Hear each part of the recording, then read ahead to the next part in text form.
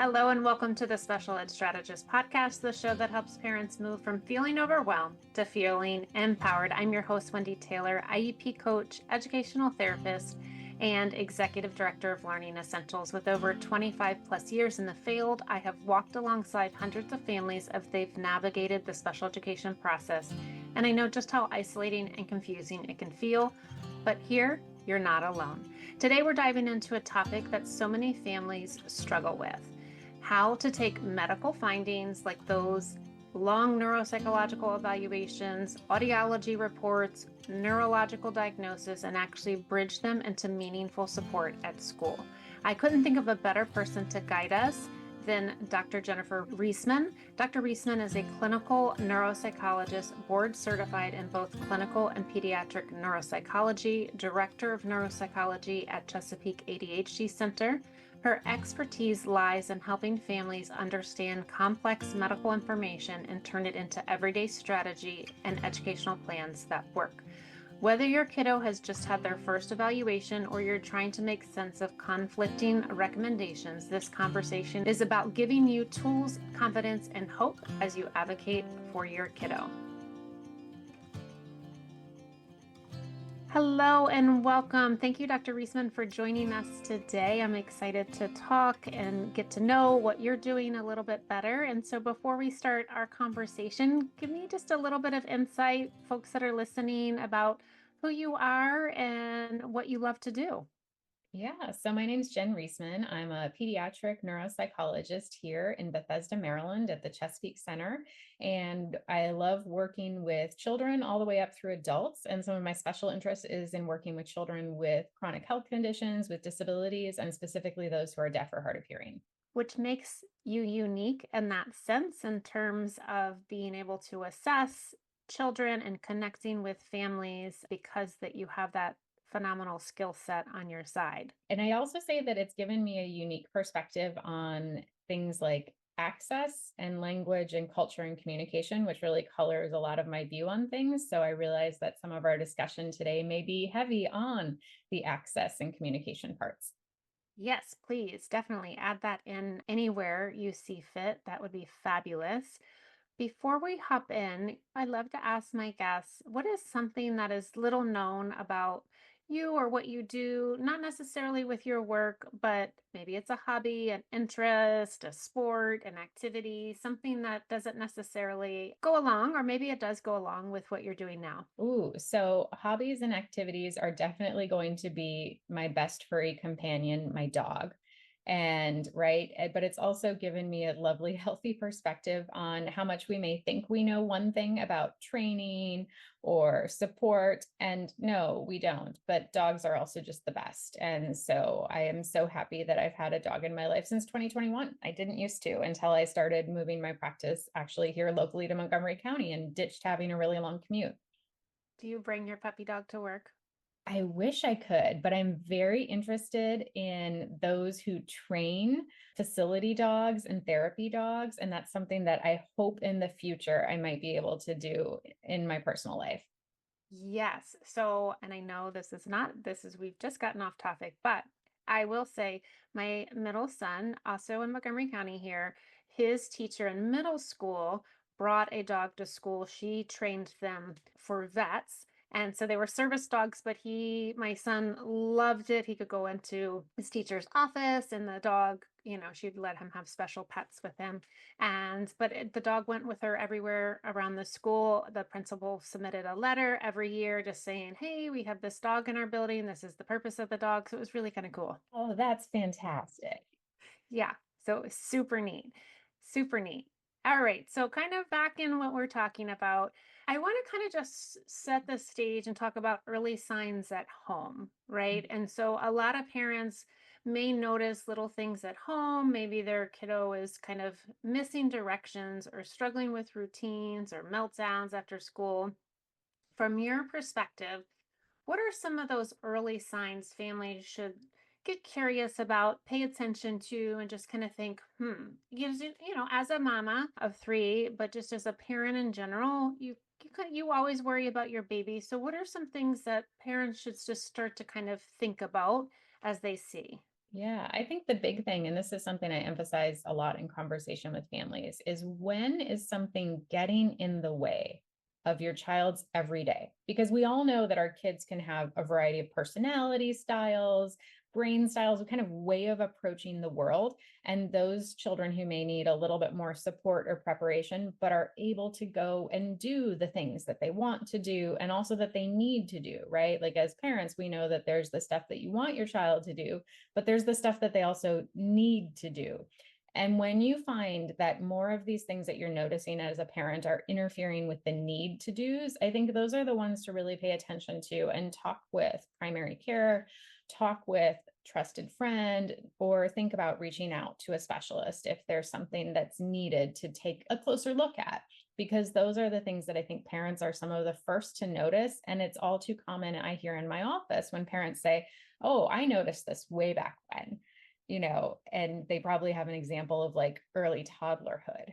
And speaking of toddlerhood, at kind of that age and stage in your training and what you do kind of then aligns with what if a parent does bring this to a pediatrician or something and it's like, oh, it's within realm, but then as a parent, you're kind of then thinking like, hmm, something like my gut is telling me this is different. Like when is that time and when do we like kind of listen to that little knock, so to say, and when do we are just like, all right, I'm going to shelf this for a little bit. Yeah, I think this is also when having a journal or having some sense of that is very important because, right, there can be let's keep an eye on that and see if that indeed changes over the next 3 months, for example, because parents are sometimes great at noticing the correlation with environmental changes.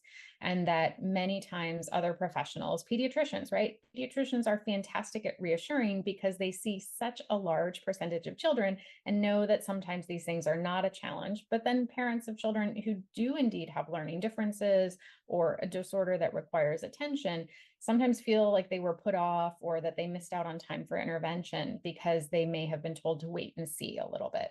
So I think it's important to actually have kind of some of these times where, when did I first notice something? What was the first advice?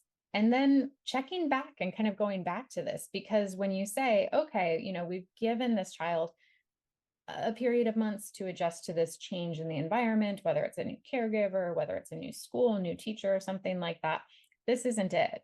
There's something else that we do need to pay attention to. I think those are all valid concerns, but sometimes that first line of, oh, just wait and see, this is within the realm of normal. When we see that that's persisted on beyond a time, it can be very hard when you get wrapped up in the day to day, right? To notice that, just like all of a sudden you turn around and unless you do the little yearly marks on the doorway, you don't recognize that your child's grown until you realize, oh my gosh, their pants are way up to their knees now and we need new pants. Similar to some behavior and emotional challenges too.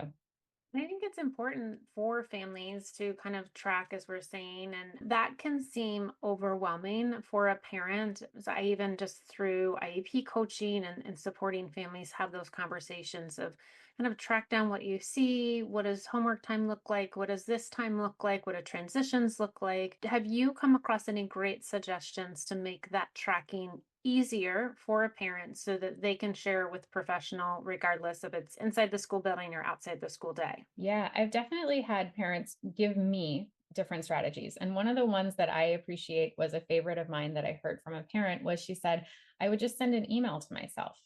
And that way she would put the subject line like as her child or as the concern, and then she could go back through her email and knew that she sent it. And I thought that was really brilliant because when we think about like cognitively what we do with an email is we send it and kind of forget it sometimes. And it's nice because unlike, filling out a paper journal or a chart or something like that, but it's also time linked.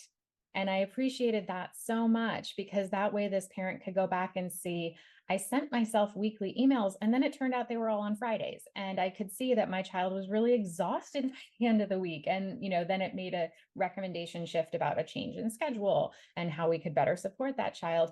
But I would have had no way of knowing that if this parent hadn't actually been able to time and date link that and really set that up for me. So I thought that's actually one brilliant thing that I've heard from a parent is to kind of email those concerns to yourself when they pop up. Doesn't have to be lengthy, but then at least you know when it was happening. Yeah, and I actually, that's funny you brought that up because emailed myself a couple nights ago. I know you're not supposed to have your phone at night, but We and I was all like, do. I didn't have like a sticky or anything. And I was like, I'm just going to email myself. So in the morning I see it.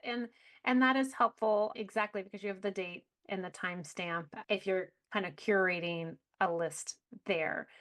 What do you say to parents that come to you kind of back to that original of the wait and see? And, and I've spoken to parents that kind of really sometimes sadly beat themselves up, so to say, that, oh, I should have done this sooner.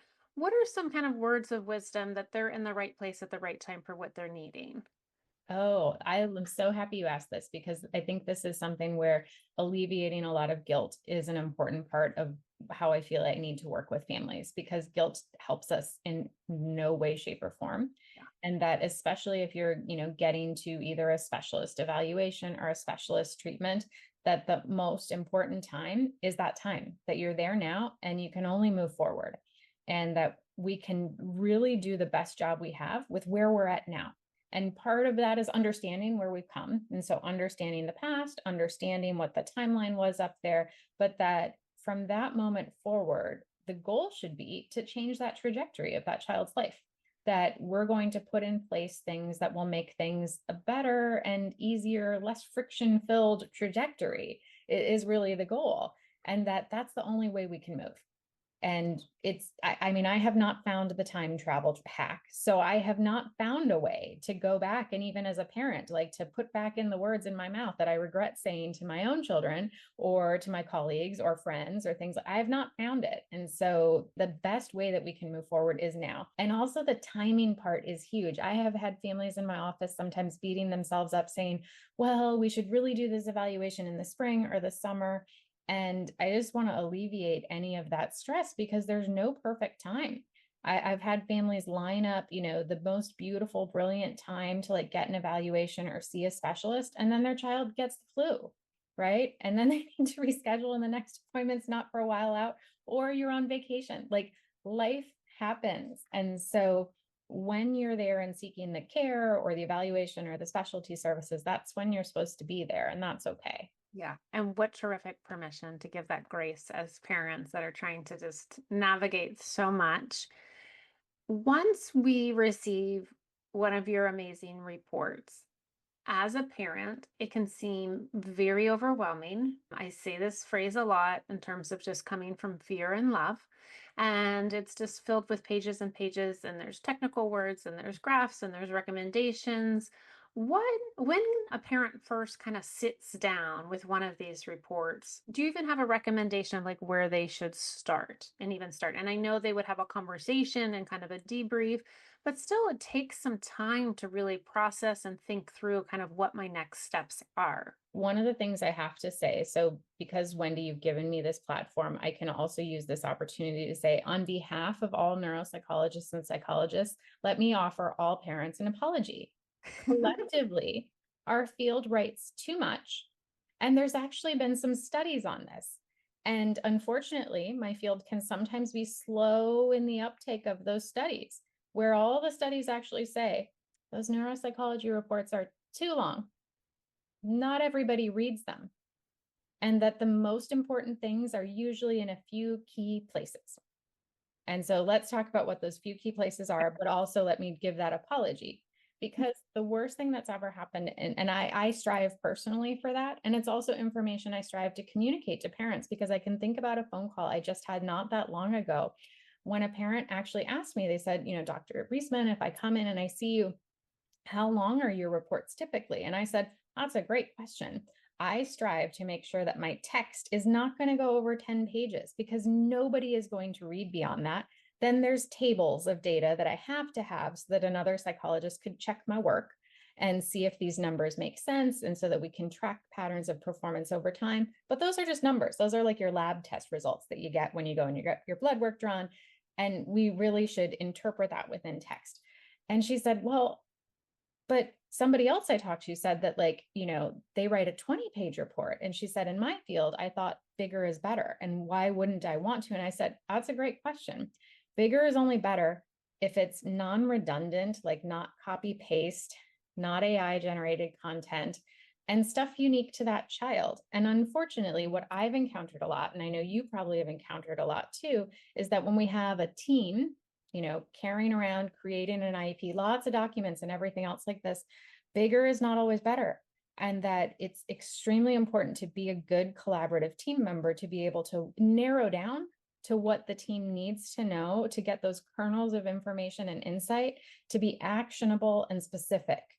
Because we can all get really overwhelmed with like templated stuff or ways of describing information. Like the Wechsler is a test that does that. I don't do that in my reports because we can talk about that and have a conversation about that, but I don't tend to do that because nobody's going to read it and it's not specific to your child. So anyways, let me apologize. But then what are the key things? I think there's a couple of different places that folks need to look. I will also say the history section, usually in like psych or neuropsych reports, do a good job of consolidating history that might be relevant, whether it's medical history, educational history. We're great timeline keepers. We really love the like who done it, where did it happen, and when.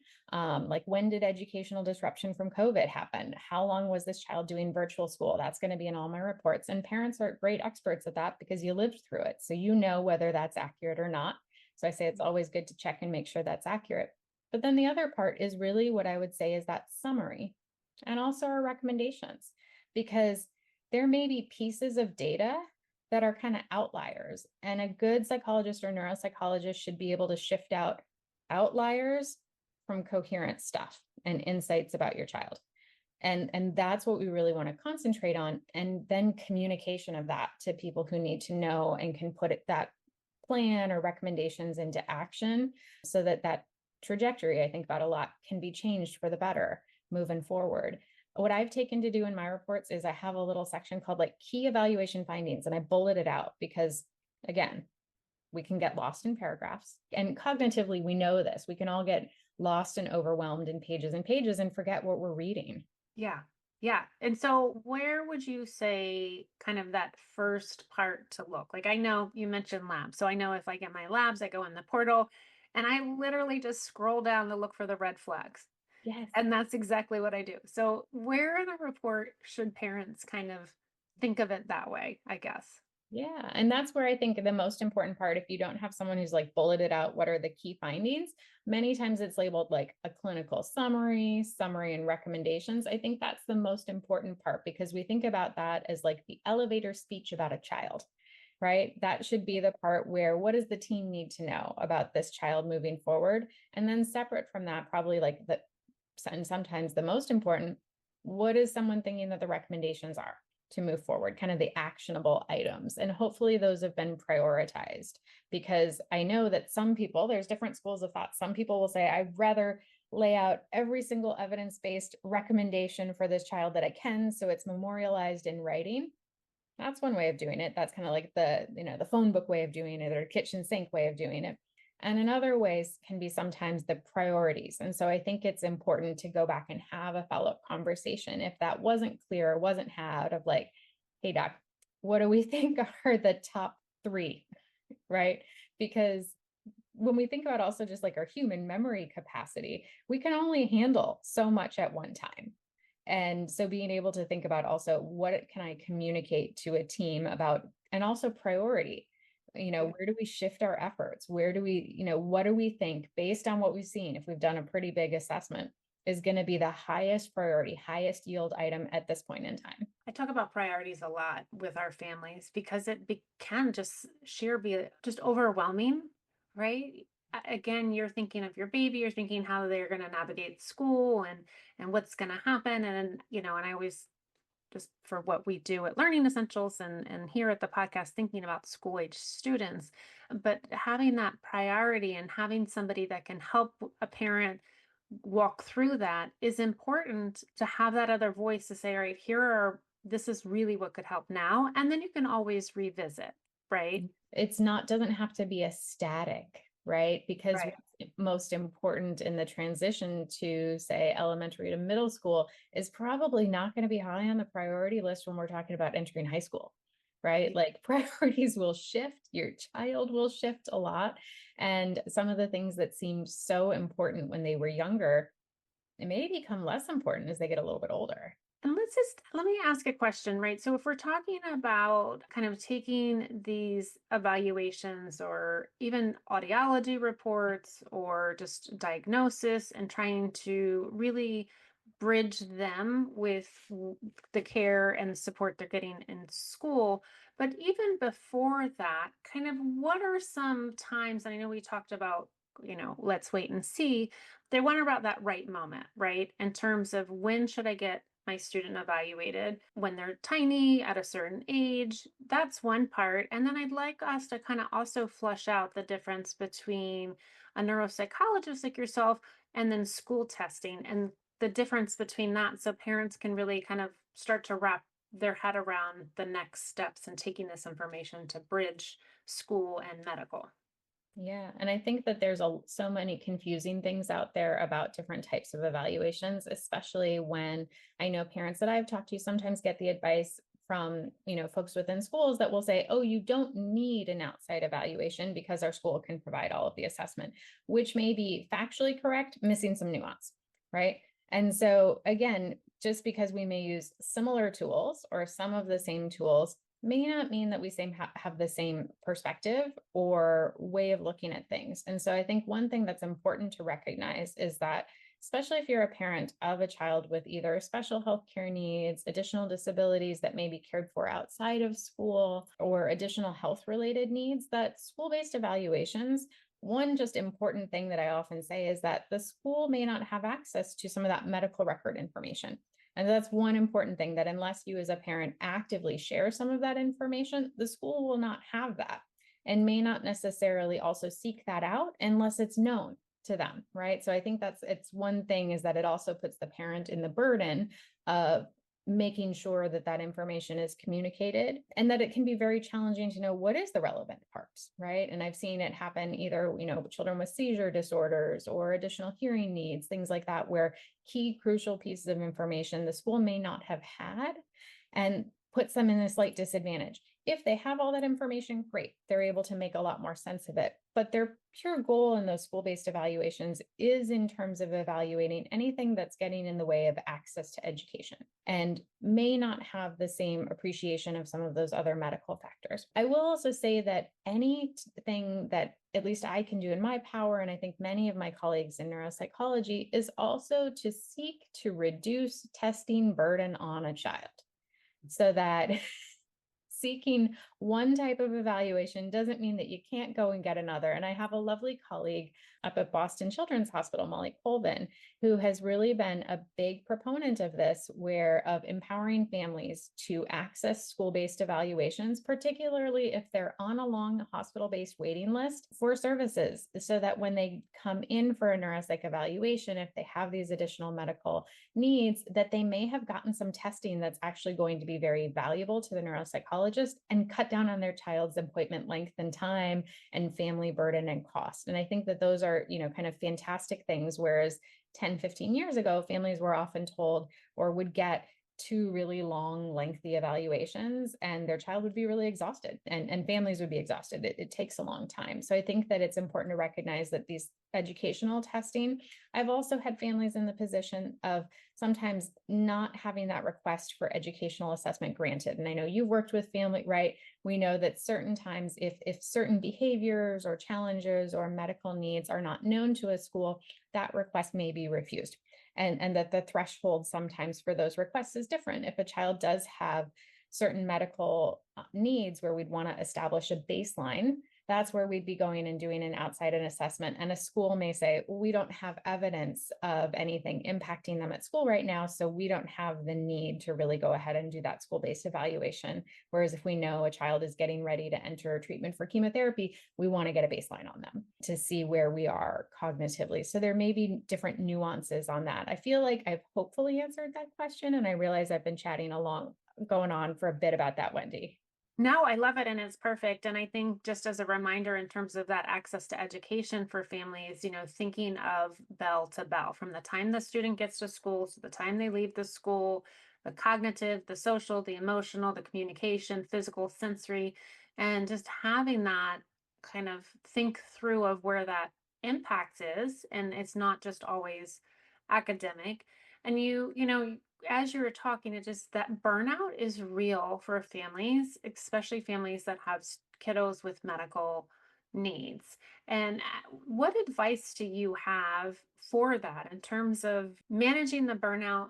And then also, this is probably going to add to the burnout, is just really advice for bridging that communication piece, because in working with the medical field and the educational world, it's really two silos. And how can we help our parents that do feel the burnout because they're navigating all these extra appointments in the medical, PT, OT, speech, doctors, chemo, whatever that may be, and then still trying to have a conversation with the school so that they feel informed? And how do we even know like what to say? And I asked you about 12 questions in 30 seconds.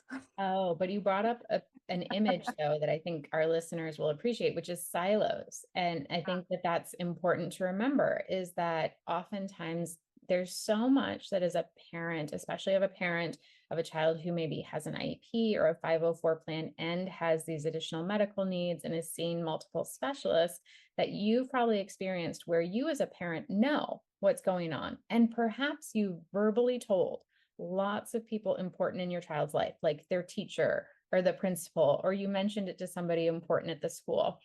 And therefore, in your mind, that communication happened. And it did. That's what I want to say. It did, and it's important. But it happened within siloed systems. And that's the really super frustrating part. So I just want to recognize that as a parent, you are indeed navigating siloed systems. So the school being one silo, that IEP or 504 team being one silo, our medical system being another silo. And that one of the most frustrating things that I think I've, worked with families in navigating is the just deluge of paperwork to even get those systems to agree to talk to each other is absolutely ridiculous. So we can recognize that and just say it's ridiculous. And that some systems are slightly better than others, but some are still stuck in the 80s and are asking for faxed permission, right? Back and forth. I still had somebody in my office sending out a fax to a school the other day. And I was like, they have a fax? I want to see it, because I haven't seen one in a while, but they still exist. So do some insurance companies. So there's a lot of things that even as a parent, if you've given verbal permission, right, and you may have said, you can talk to the OT, you can talk to the speech, you can do this, you can do that, that sometimes those siloed systems do require you to sign something. And so I think that is also empowering information to know, to ask, to say, do you need me to sign something to memorialize this, that you can access this information, or that this information can be shared with you? Because that's so frustrating to have your child attending speech or OT or PT sessions outside of the school and perhaps concurrently within the school when those two systems aren't talking to each other, because that as a parent, they can work together much more powerfully when they each know what the other is doing. So I think just recognizing that they are siloed systems, and it does require a parent to usually give permission in writing in some way for some of that information to be shared, or for the parent to take on the role of sometimes communicating that information. The one thing I will say is also really helpful is also usually asking and leveraging things like insurance-based care coordinators or nursing care coordinators to take over some of that paperwork burden, to just help facilitate some of that information flow among people. That can be helpful. Not always the be all end all, but it's one additional way. But I think that it's a huge burden placed on families, and that some of the families that I've seen are most kind of helpful or efficient at that also keep kind of a running tab or a running list of the who's who and the what's what, right? Like, what's the name? What's the email? What's the phone number? What's the contact? So that those folks can get releases and exchange information a little bit more quickly. But that is what I would say also an executive functioning burden. And we know that when you're facing burnout or exhaustion, our executive functioning skills do not work as well. And so it is okay to recognize that you may need help or support in that as a parent, or that it may take a little bit longer. What have you seen that has worked in terms of like, you're like, wow, this team here is working really well together? Like school, family, medical teams where it kind of Yeah. is coming together.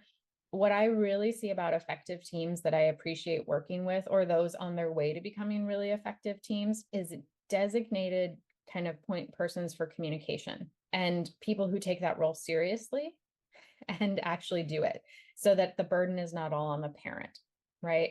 And so that when I see a school team designate, that this person, whether it's the 504 chair, the IEP chair, the school counselor, will be the kind of designated point of contact to reach out to some of these outside professionals, have that phone call, and then communicate back to their people that need to, so that it doesn't just stay within that person, but that relevant information gets communicated. Similarly, also within medical care systems where that happens, because what I've seen it be really ineffective is when someone say, well, I've called that doctor 5 times and then, I wasn't able to get through, or they didn't answer, or things like that. And so on the medical side is when there is actually effective administrative communication systems, so that simple things like access to, when's Johnny's next appointment coming up can be communicated back so that a school can plan to share that information with a developmental pediatrician or the most up-to-date plan, or to say, we need the seizure emergency care plan signed off on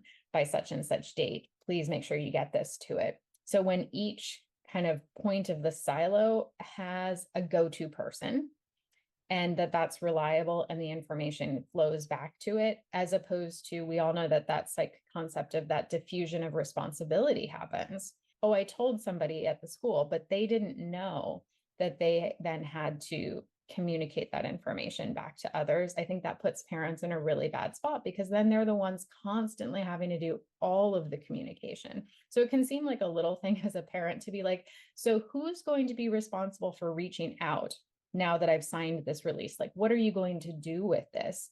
I think is a really okay and empowering thing to ask, so that you're not giving permission to share information in vain. Yeah, absolutely. And always asking, what does this look like in real life? What does this look like for me? What does this look like for my child?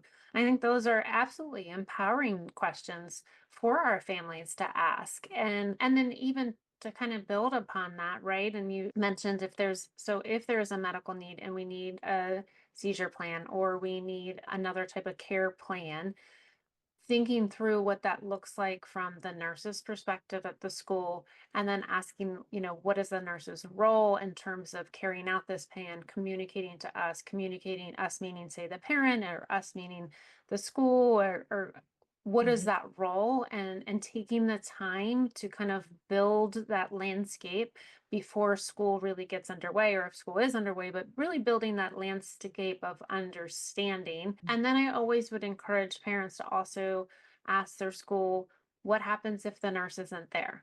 What happens if there is, right? If during, specials or recess or any of those things, or if the teacher isn't there or out or at training or sick or whatever, so that as a parent, you feel comfortable knowing that, as we all know, somebody, we're all going to get sick at some point. We need to take a personal day, whatever that may be. It may be a training.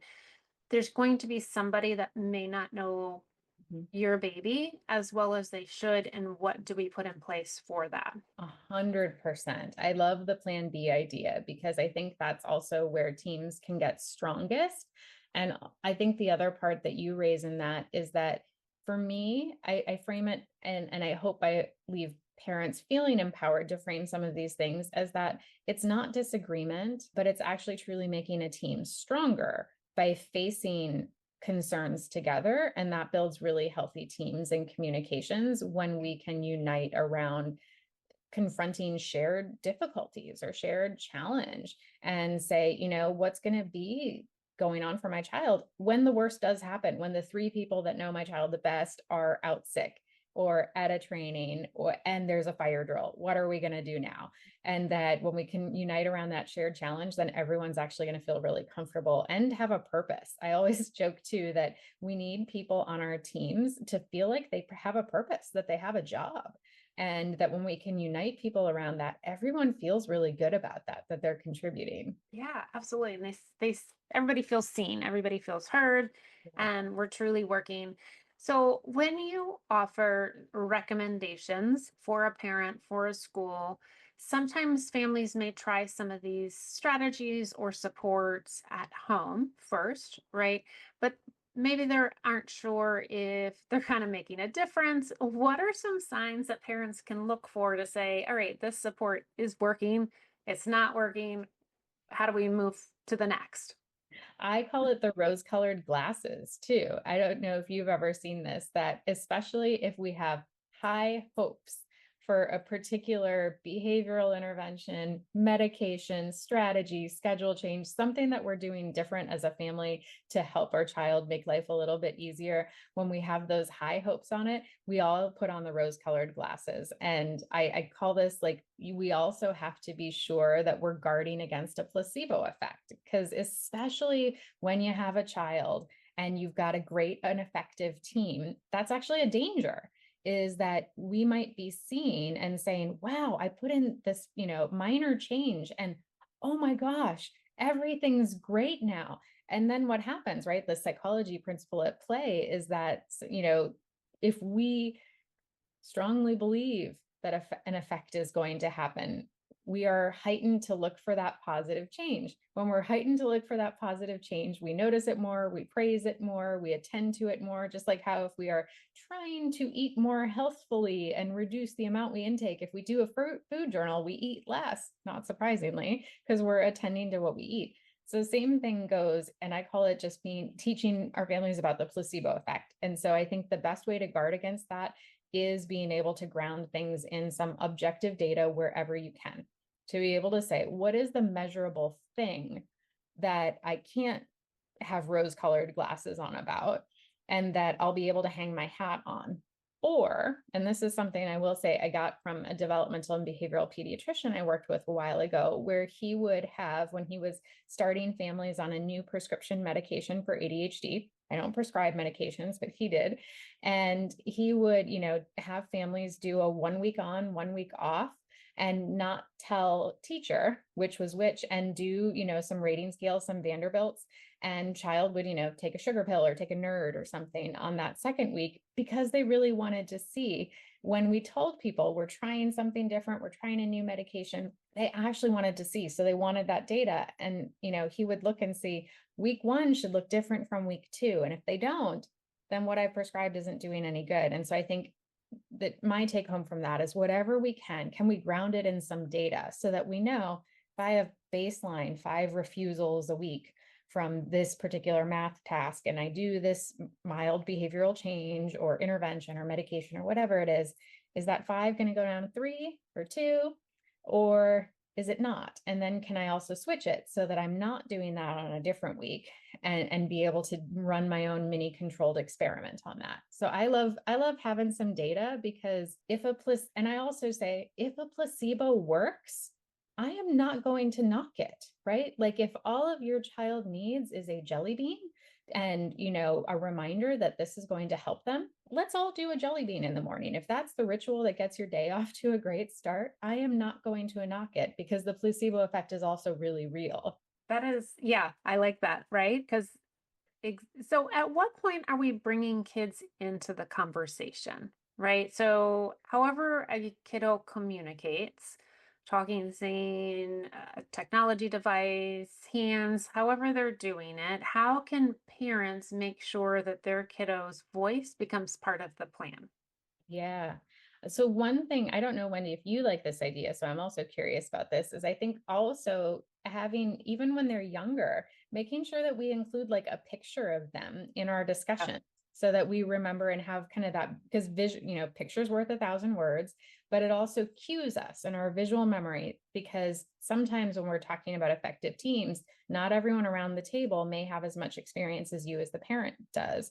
I particularly say that for my parents who've had experiences with their children where the medical needs of the child may not be apparent to the team. Say, for example, some of our children that I work with, where they're born extremely premature and maybe doing fantastic in so many ways, but the parent sees, this was my baby in an incubator, and that had a whole bunch of tubes and everything else. And you all may not have seen that. And sometimes that's actually helpful to bring in that picture, so that people know kind of where you've been to where you are now.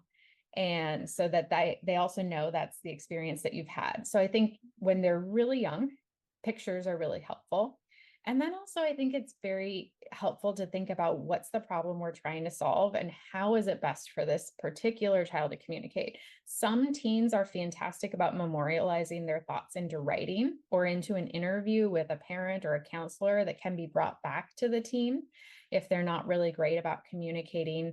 And then I think there's also the part about making sure that child participation or teen participation doesn't get accidentally weaponized. Because I know I've seen that sometimes and I worry about that, especially some of our tweens and teens that may be real wanting to please the adults in their lives, where we have to be very mindful that we're not asking them leading questions about, I noticed you don't like it when you get pulled out into that small group for tests. Do you want us to stop doing that? Is much different from saying, what's your experience of taking tests under these accommodation conditions? Should we try it in a different way? What do you think? Right? Those are very different ways of kind of framing conversations. And so I think as parents, you're probably the best ones to know. And also to make sure that anytime we're talking about that transition to adulthood planning, that it's super important that we're involving our teens in those discussions, because it is going to be them in adulthood when they talk about what they want to be doing after they exit that IEP or after they exit that, and what they may have provided to a school counselor on one random day in January may be different in 3 months. And so it's really important, they move fast. And so we sometimes have to keep up with them. So having their involvement, even if it's brief and mindful, I think can be really helpful. So how do we then connect the dots, right? So if we have the voice of our kiddo, we have the voice of our specialist, we have the voice of the school. And if as a parent, I'm, doing community data collection, so to say, in home, and schools doing theirs, and doctors have the results, how can we kind of connect all of these dots to tell one story about our beautiful baby? And I say baby can be anywhere from baby to taller than I am. Yeah, actually, I think that's also where I've sometimes talked with families about what do they want to craft it into an intro letter, particularly if we know that we have an area where we have lots of families who move from place to place, and whether they're military or relocating or State Department or other things like that, maybe having to reintroduce their child to a new team at different points in time. And so I do think it's actually a kind of an introduction letter. Sometimes it's helpful to give a little bit about who is this child? What developmental stage are they at now? Where have they come? And then also, what's the important things that this team needs to know? And maybe it is to literally point them to and say, this child has fantastic physical therapy progress. You really need to see the notes of their most recent PT to have an idea of how far they've come and why independence is so important for, just as an example. Or you need to understand that these learning progress has been really hard fought. Please see their most recent neuropsych. I think that can be really helpful to give people an idea, to point them into the direction. I really detest it sometimes when I hear teams or families get talked into saying that they have a complicated kid, because I worry that label sometimes intimidates teams, and it shouldn't. It really should be like a welcoming and an introduction of, yeah, we're all complicated, but that we can understand each other, and that there are key and important things to understand, which is also why, again, getting back to I apologize on behalf of my field, because unapproachable, really lengthy reports are going to turn people off. And that's not what we want to do. We want to invite in and make sure that it's possible for team members to feel like they have the understanding and that they have the skills to be able to work successfully to help your child get on that better trajectory. I think it's even important to do that, kind of introductory letter, so to say, not necessarily even to new teams, but year to year, right? Because you could have parts of a new team or a new teacher or a new therapist, and then developing that as a reintroduction, because also growth happens in the summer. Again, if you're thinking through as an introduction to a new school, and really kind of making sure that student and their needs are the top of mind for all that are supporting that student. Yeah, and prioritize. I know that you talked about that earlier, and I'm big in agreement of that, is that we sometimes can't tackle everything all at once, but when we can highlight for people, these are the key priorities and areas of growth that we're really looking forward to see for this particular child in the next year, or these are the real opportunities where we've been stuck previously and we're hoping to get unstuck to help move forward in the next year. I think that's really important to think about.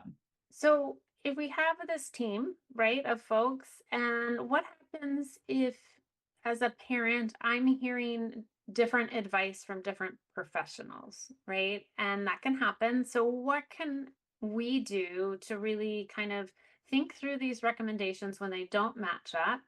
And then how do we decide what to prioritize? Well, I'm so glad you asked this question because I think this is a real life and so relatable experience of absolutely anyone who's ever had to see their generalist, see some specialists, hear educations, and then anyone who ever has in-laws weigh in with their opinions about anything, right? Like this is a pretty universal human experience that as many concerns that you may have about a child, you can go and get 5 extremely disparate and differing opinions, all offered to you with complete and 100% veracity of their opinion, where someone is just saying, I know 100% if you just ignore this behavior, it would go away. I know 100% if you did this, this would go away. I know 100% if you gave them this supplement that's magical, it would go away, right? Like, and that can be absolutely maddening. So I would say as a neuropsychologist, from my perspective, the one thing that I think is a hack that parents need to keep in mind about human nature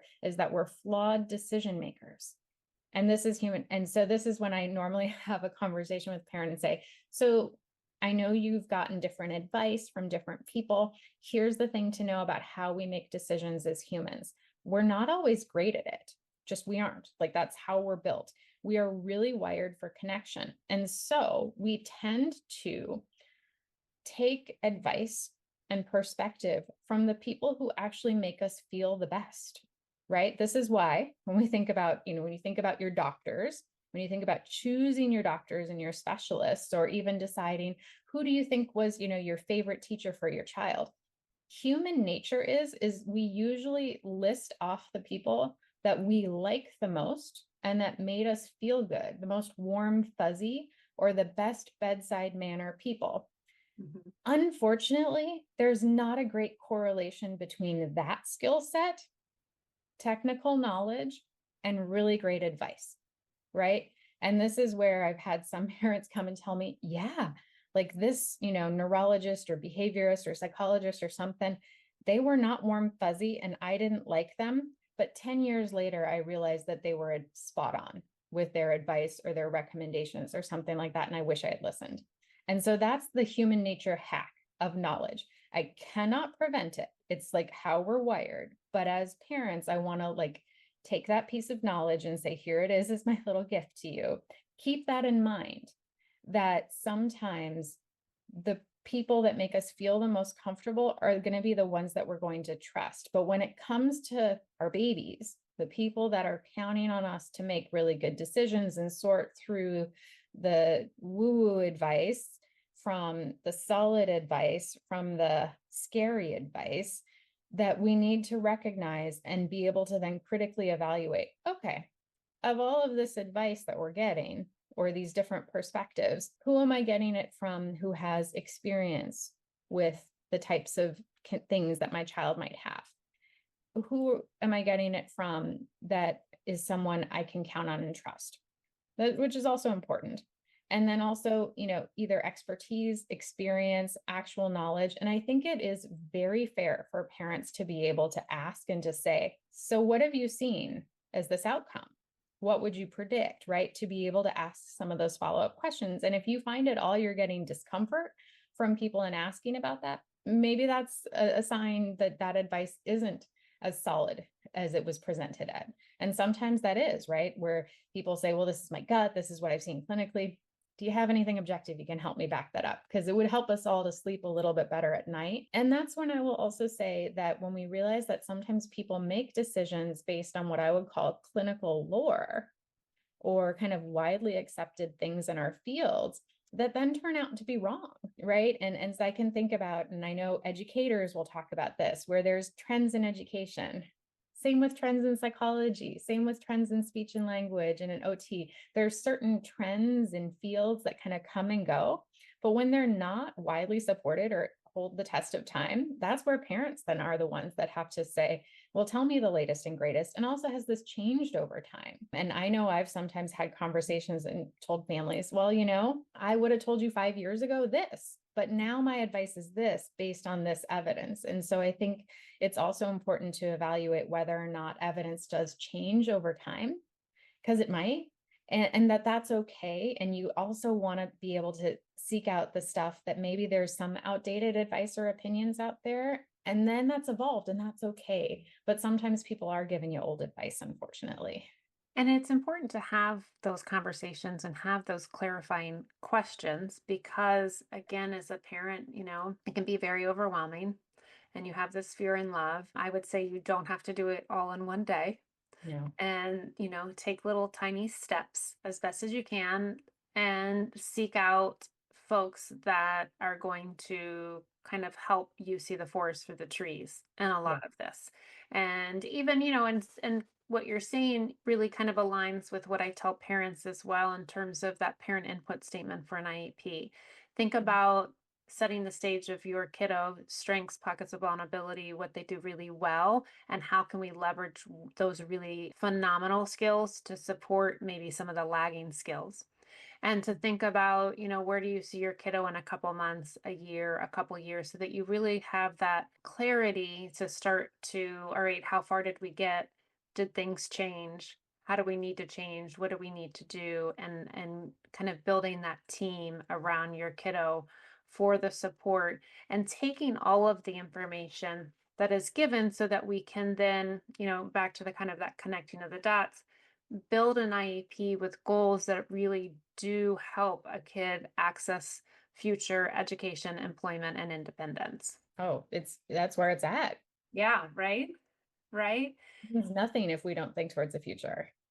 Yeah, absolutely. So as we're kind of winding down, what is something I did not know enough about that I should have asked that I didn't ask? Oh, one thing I think that's on my mind sometimes is also knowing when you need to walk away. Yes, let's talk about it. Let's talk about it, because I think another thing that I see sometimes is that it is okay to recognize that some of these challenges or discussions can be ones where you actually just need to walk away and take a breath. And that's one thing that I think I appreciate about human decision making. In my work, I can see it happen in my office with teens when I see that, they've been pushed and then they're just not able to make good decisions anymore. And that even as adults, that can happen to us with fully developed brains, is that when we are under stress and duress, to realize it is okay to take a break about making a decision about something, because just to, again, that, gift about little human cognition that we have is that none of us make good decisions under stress.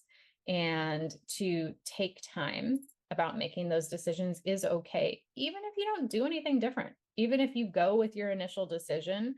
I think sometimes also making sure that if you recognize, oh, no, getting into a situation where maybe I shouldn't be making decisions at this moment in time is okay.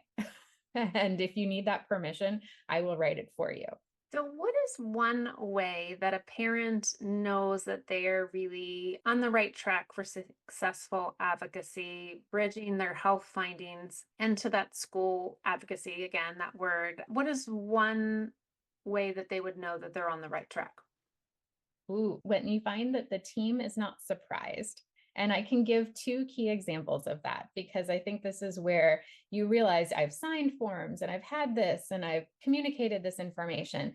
And the best example I can give was of a child that I worked with who was wearing hearing aids. Then I walked in and did a school-based observation, and the child was like not tuning in, really struggling in some ways. And the teacher had zero idea that the child wore hearing aids. And this was a parent who was a fantastic advocate and who had given, permission for all of this information to be shared. But this teen, was taking the hearing aids off and putting them in their pocket. And they don't tend to work too well from your pocket. Like Bluetooth is really cool. It just doesn't quite work that well. And so I think, you're on the right path when there's limited surprises, because it was a situation where I, told the teacher, like, did you know that she's got hearing aids? And the teacher was just shocked and would have done different things had they known. But when you realize that you're telling people information that they already know, that is your positive feedback for you've done a fantastic job of bridging that gap. When people are like, yeah, I know that. Good. I'm so glad you know that, because when there's no surprises, we are all working well together. Then we can work together as a well-oiled machine. If you had a billboard for parents with one tip, what would it be and why? Oh, you're right. Actually, sorry. Well, my positive reinforcement to parents, because nobody tells parents that enough. And that I think as parents, there's a lot of like second guessing of our decisions and the things that we've done and everything else. And I just want to be like, no, actually, most of the time you're right. And also that it's okay. It is actually going to be okay. Such a pleasure. And Dr. Reesman, I really appreciate your time. Where can folks find you? Oh, so folks can find me at the Chesapeake Center for ADHD Learning and Behavioral Health in Bethesda, Maryland. And I think we'll drop a link in the show notes for that. And you'll also see me around town walking with my really cute little dog with short legs, long body, and a curly tail. And what is that puppy's dog's name? His name is Aries. He actually was in the Montgomery County Fair this year. He was with my daughter. She showed him. Oh, that's the best part about the fair. The fair is the best. And the food. There's that. Oh, absolutely. Hands down. You have to get all the food when you're there. But when my kids were little, I would make them go see all the events and, the biggest ball of whatever and all of that good stuff before we went on the rides. Got to see the animals and the display. Yes. We got to see all that first. Well, thank you so much. It was such a pleasure. And I can't wait for people to listen to this several times and get all this information. So thank you. Thanks, Wendy. Thank you for joining me today. The conversation with Dr. Reesman was very powerful. It was a reminder that you don't have to be a doctor or a lawyer to help your kiddo succeed. You just need the right questions, the right tools, and the courage to keep showing up for your kiddo. One little tip for the week to help get you going: when you receive a medical or neuropsych report, don't try to tackle it all at once. I think that was the thread of what we were talking about here today. Start small. Read just one section, like the recommendations. Highlight one item you'd like to see in action at home or at the school. Remember, advocacy is certainly a marathon. It is not a sprint. One step at a time is going to get you there. If today's episode gave you some encouragement, please take a moment to like, share, and follow the Special Ed Strategist podcast so more parents can feel supported in their journey. And remember, you don't have to navigate this path alone. I'm Wendy Taylor, your host, IEP coach, certified educational therapist, and executive director of Learning Essentials. I'm here to walk alongside you as you advocate for your kiddo. Until next time, keep believing in your child's potential and in your own power as their strongest advocate. Bye for now.